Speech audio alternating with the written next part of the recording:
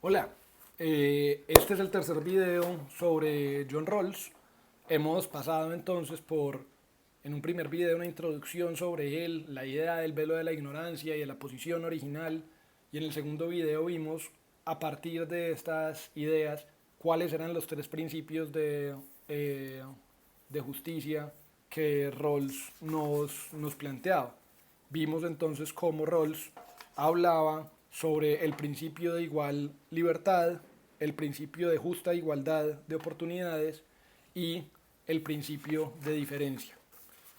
En este último video vamos a ver un poco sobre cuál fue el proceso como intelectual posterior de este autor. Hasta aquí es que llega ese libro sobre teoría de la justicia. Hasta aquí es que se generan entonces unas críticas sobre desde la lógica del libre mercado, la lógica de la meritocracia, la lógica del libertarismo de Robert Nozick y también pues, la lógica del comunitarismo de McIntyre. Veremos entonces hoy cuáles son esas respuestas y cerraremos a nuestro autor por hoy. Listo, comencemos entonces. Estamos aquí con las respuestas de este Rawls maduro, entre comillas, de este segundo Rawls, de este Rawls tardío, que ya está preocupado es por la estabilidad política. Va a estar diciendo, bueno, ¿cómo es posible una sociedad estable cuyos ciudadanos se encuentran divididos por doctrinas religiosas, filosóficas y morales, a veces inconmensurables? ¿Cómo es posible que nos organicemos socialmente así? eh, ¿Cómo es posible que construyamos esa estructura básica?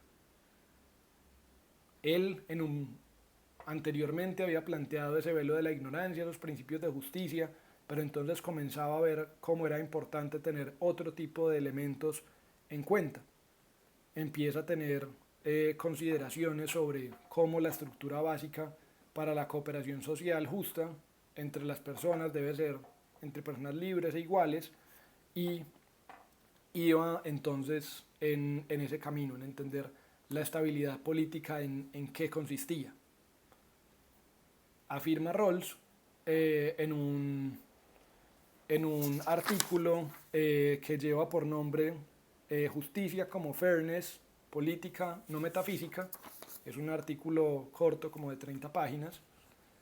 Afirma él que existe un profundo desacuerdo en cuanto a cómo se realizan mejor los valores de libertad e igualdad en la estructura básica de la sociedad. Estamos en un en un entorno en donde la filosofía política, esa con la que él se había comprometido a hacer, que debía ser el test sobre qué era la sociedad justa, pues esa filosofía política lo que tendría que hacer ahora era estudiar esas controversias políticas para hallar unas bases compartidas o, si no lograba hallar esas bases compartidas, aminorar un poco la divergencia de la opinión, hacer que fueran menos álgidas esas diferencias, posibilitar que haya unas instituciones y una forma de relacionarnos que, que sea más fluida, más sencilla. Tal vez, se cuestionaba él, tal vez esos principios de justicia como tan eh, tajantes en un primer momento, tal vez debían ser complementados por estas dos ideas, por la idea de que la justicia es política y no metafísica, o sea, no hay una idea de justicia en el mundo o en nuestra mente que podamos encontrarla y ponerla sobre el mundo, es una idea política que construimos y que conciliamos y plantea esta otra propuesta en la que llama el consenso entrecruzado o superpuesto, que esa es la forma de alcanzar acuerdos políticos. Un poco una de las ideas que él tenía aquí y de las dificultades a las que se enfrentó era, pues, como había una insistencia tan fuerte en el tema de la arbitrariedad moral, de lo nutrido y lo natural, eh, en realidad los debates políticos no lograban entonces llegar a nada. Ese tipo de procesos, esa idea primaria del equilibrio reflexivo, de que nos ponían una pregunta al frente y tras el velo de la ignorancia la sopesábamos y escogíamos la que era mejor, era un poco difícil. Y acá es que plantea entonces ese consenso entrecruzado. En primer lugar, entra entonces también en esta línea de dejar de estar tan preocupado por la certeza y entender que hay que estar preocupado es por la falibilidad, y modifica un poco sus nociones sobre los principios de justicia publicados en los 70, y un poco lo que dice es que no es que estos principios den una justificación para la sociedad, sino que legitiman su accionar, legitiman las instituciones que van detrás de, de la defensa de las libertades, de las oportunidades, de los ingresos y las riquezas, tienen una legitimidad mayor para su actuar. Aquí, entonces, este segundo Rawls lo que hace es abandonar la búsqueda por un acuerdo definitivo, por un acuerdo al que todos llegáramos tras ese velo de la ignorancia y que lo aceptáramos y quedara resuelto el problema.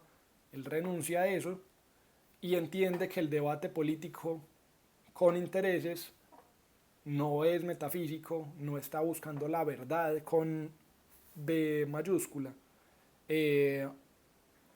Está marcado por intereses, está marcado por un juego de poderes, está marcado por unas dinámicas políticas mucho más complejas, no tan abstractas y racionales como él quisiera o como él había pensado en un primer momento. De este modo, entonces,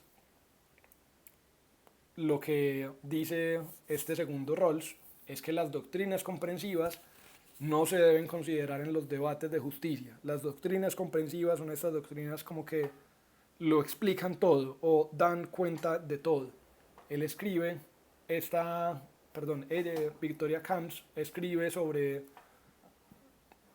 esta línea, y para aclarar lo que quiere decir con comprensivas, esta frase, y dice: con ello quiere decir que las doctrinas religiosas, las ideologías, las teorías morales, las metafísicas en general, deben quedar fuera de la concepción de justicia. Solo así será posible llegar a acuerdos que todos los ciudadanos puedan hacer suyos, aunque estos sostengan creencias dispares. La única concepción de la persona calificable como política, en tal sentido, es la que entiende que los miembros de una sociedad son seres libres e iguales porque pueden escoger su propio bien, es decir, pueden elegir cómo quieren ser y qué vida quieren llevar sobre la base del reconocimiento de unos derechos fundamentales.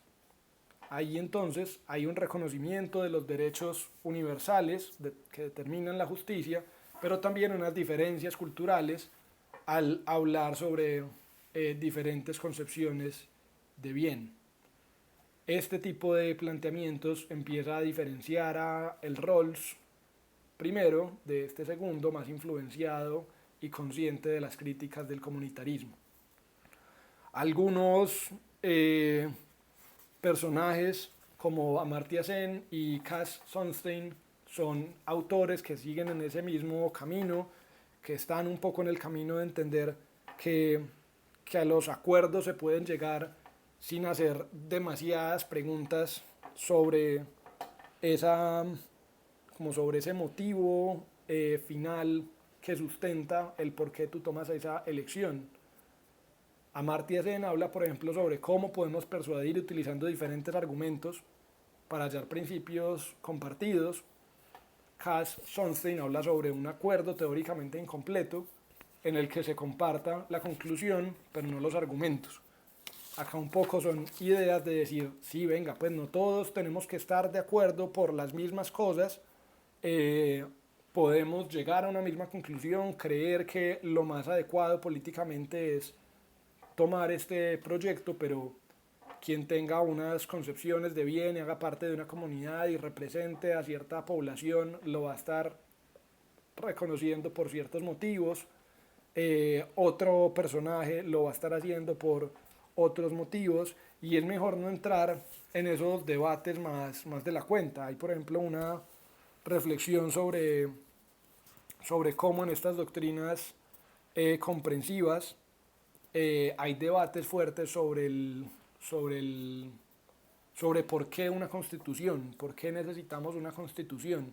Si nos vamos al debate metafísico y filosófico, pues ahí hemos estado desde hace rato, pero finalmente hemos llegado a un acuerdo en donde pues, hay unos que dicen que la constitución es necesaria y es importante porque es lo que nos permite salir del estado de naturaleza. Otros dicen que la constitución es importante porque la firmamos y acordamos que es importante. Otros van a decir que es el mandato de la ley, son las reglas de juego sociales y necesitamos esa autoridad que nos regule. Otros van a ser miembros de unas minorías y van a decir que ahí está como su única carta de salvación frente a la tiranía de las mayorías, entonces que hay que apoyarlas. No hay entonces como una unidad y un punto en común en todas las propuestas, en todas las miradas, pero sí hay un acuerdo político. Podemos llegar a una justicia que sea política, aunque no sea metafísica, aunque no sea la verdad, pero que nos que pueda legitimar nuestro accionar mejor, siguiendo una defensa de las libertades, de la apertura de las oportunidades, de la igualdad en ingresos y riquezas, que nos legitime socialmente con una sociedad que no sea absolutista ni fanática, una sociedad que no sea discriminatoria, una sociedad que no esté fomentando y trabajando en pro de los que mucho tienen para que tengan cada vez más. El consenso entrecruzado ese, es ese gran camino para Rawls entonces. El consenso entrecruzado se logra ya que las personas son libres e iguales y tienen una capacidad para un sentido de justicia, tienen una concepción pública de los términos de cooperación social justa y tienen una capacidad para una concepción del bien, lo que es valioso en la vida humana, es decir, las metas finales para cada uno. Los ciudadanos son personas libres que hacen un uso público de su racionalidad a lo largo de su vida para cooperar con los demás.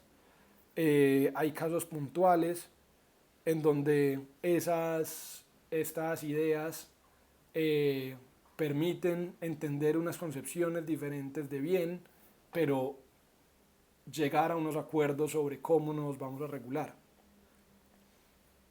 Se aceptan como razonables algunas doctrinas comprensivas siempre y cuando sean capaces de responder a esa concepción pública de la justicia y a unos valores políticos fundamentales como la libertad y la igualdad. Vean que acá entonces Rawls, en el caso anterior, en los casos de la teoría de la justicia no era tan claro y tan evidente, pero acá se hace mucho más fuerte su propuesta sobre el liberalismo político. Él incluso tiene un libro que lleva ese nombre. Se hace mucho más claro que él confía en esa gran defensa por la libertad y la igualdad como punto de partida y punto no negociable. Escribe en este mismo artículo que les comentaba: la unidad social y la lealtad de los ciudadanos a sus instituciones comunes no están fundadas en el hecho que todos sostengan la misma concepción del bien, sino en su pública aceptación de una concepción política de justicia para regular la estructura básica de la sociedad. El concepto de justicia es independiente de lo bueno y es anterior a él. Acá entonces Rawls nos está explicando cuál es su postura frente a esas doctrinas comprensivas. Usted puede seguir la postura religiosa o ideológica o lo que sea que quiera, siempre y cuando cumpla estos elementos, siempre y cuando ese concepto de político de justicia sea aceptado y sea compartido, y siempre y cuando esas concepciones de bien que usted tenga no vayan en contravía de la libertad y la igualdad básica entre los miembros de la sociedad. Y ya posteriormente afirma, siguiendo en este consenso entrecruzado, todo esto son características de este proceso, pues Rawls va a decir que la cooperación social, en esa cooperación social los acuerdos deben ser informados y no coercitivos, con unos términos específicos de reciprocidad en el que se reconozca el beneficio mutuo y una idea de bien o de beneficio racional para cada participante. Esto es supremamente importante porque acá es que Rawls está volviendo a traer el asunto de, ojo, no es que solo por conciliar, no es que solo por consentir, ya todas las reglas del juego hayan sido cumplidas y que hayamos entrado en este consenso intercruzado, no. Tiene que haber información sobre ese acuerdo, sobre esa cooperación y no pueden ser coercitivos. Es decir, no estamos aceptando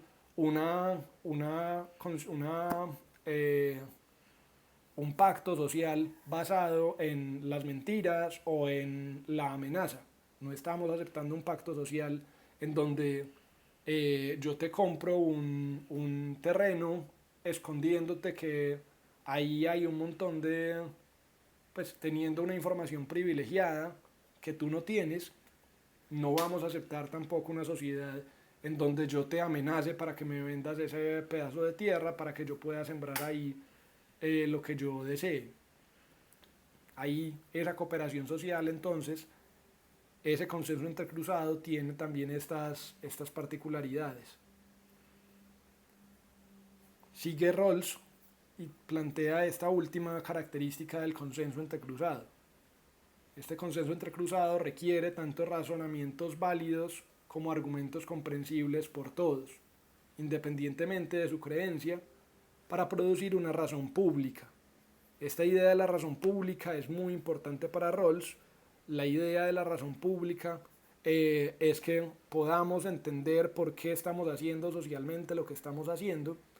Esa razón pública idealmente tendría una institucionalidad clara, y esa institucionalidad clara pues estaría representada en una sociedad bien organizada y justa por la más alta autoridad judicial. Es decir, en el caso colombiano sería o la Corte Suprema de Justicia o la Corte Constitucional Colombiana. Ya después hablaremos sobre ese problema entre esos dos entes y que sean dos y no uno, pero ahí esas instituciones deberían ser las que encarnan esa razón pública. Esa razón pública permitiría resolver los elementos, las diferencias que tengamos, ya que siempre Rawls va a seguir vinculado con la convicción de que somos tanto racionales como razonables. Victoria Camps escribe en esta parte de la razón pública. Construir la razón pública es construir la justicia, la base común que todos los ciudadanos deben compartir. Los ciudadanos son libres para elegir su propio bien, que puede ser distinto en cada caso, pero el fundamento para que esa elección sea posible es la justicia, que es una obligación de todos. Y ahí pues termina Rawls en el artículo que les he comentado, escribiendo pues, de esta forma, la justicia como fairness, ese fairness lo dejan en inglés porque es el problema de si es igualdad o equidad, habla más desde equidad. Esta manera de justicia como fairness busca identificar el núcleo de un consenso superpuesto, es decir, las ideas intuitivas compartidas, que cuando se elaboran como una concepción política de justicia, resultan ser suficientes para suscribir un régimen constitucional justo. Esto constituye lo más que podemos esperar y tampoco necesitamos más. Él aquí entonces lo que está diciendo es, dejemos de apuntar a esa justicia metafísica última a la que podíamos llegar a través del velo de la ignorancia. Tomemos todo eso como unos caminos de legitimación para construir esta política, para revisar esos entes judiciales que deben ser como la voz de la razón de un país, que deben velar por esa constitución que construyamos, que no deben ser derogados sistemáticamente, sino defendidos, revisados, complementados, pero no quitados cada vez que sean incómodos. Así entonces, Rawls termina su planteamiento, Rawls termina sus ideas, resumiéndolos de este modo. Esta frase un poco lo que hace es presentar este resumen del que sería el consenso entrecruzado. Pongo entre paréntesis y en cursiva como unas clarificaciones sobre qué es lo que entiende él por cada una de las partes anteriores. Lo voy a leer dos veces, una solo sin los paréntesis y la segunda con los paréntesis para que veamos qué es lo que está entendiendo él y redondeemos y recapitulemos estas cuatro partes características del principio del consenso entrecruzado. Rawls entonces habla de cómo unos ciudadanos libres e iguales que reconozcan un sistema justo de cooperación social lograrán una unidad social estable en la que se respeten las diferentes concepciones de bien a través de una estructura básica justa y amplia. No suena tan raro así. Esa es la propuesta en los 90 del Rawls del liberalismo político. Clarifica entonces diciendo, pues, unos ciudadanos libres e iguales, con capacidades para un sentido de justicia y una concepción del bien, que reconozcan un sistema justo de cooperación social, que son acuerdos informados y no coercitivos de mutuo beneficio, lograrán una unidad estable, generando una sociedad bien organizada, en la que se respeten las diferentes concepciones de bien gracias a un consenso intercruzado a través de una estructura básica justa y amplia. Eso es entonces el planteamiento de Rawls sobre la justicia, sobre la legitimidad de la organización social. Ahí Rawls entonces plantearía que que tenemos que volver a reflexionar sobre algunos principios atractivos que él había desechado en un primer momento. En esa persuasión tenemos que hablar de unos destinos atractivos, ese destino atractivo es el que va a estar haciendo el esfuerzo principal y no la razón y la abstracción filosófica. Tenemos que poder trabajar juntos para llegar allá. Por eso es que esa idea de la arbitrariedad moral anteriormente expuesta, aunque es muy fuerte, no es un destino atractivo. Hay otras propuestas, diría él, hay otras propuestas que no son tan sólidas racionalmente, pero que son más atractivas. Esas propuestas del principio de daño de John Stuart Mill, o esas propuestas del ideal de mano de obra de Locke, de John Locke.